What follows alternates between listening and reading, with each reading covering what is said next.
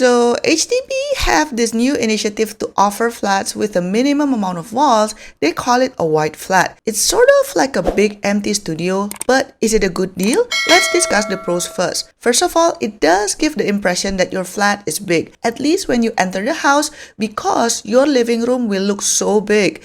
You will also have the flexibility to design your home more to how you like it. You can have open kitchen, have walk-in wardrobe, can fit in a pool table in the living room or whatever.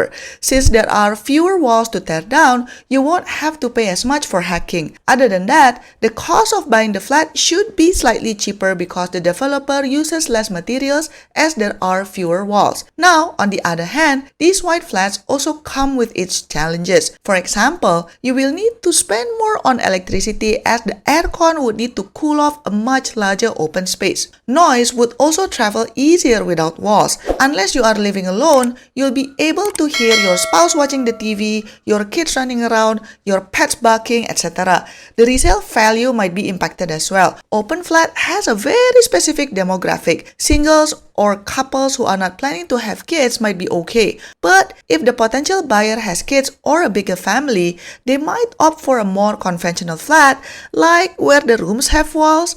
Otherwise, they will lower their offer to factor in the renovation cost to put the walls back.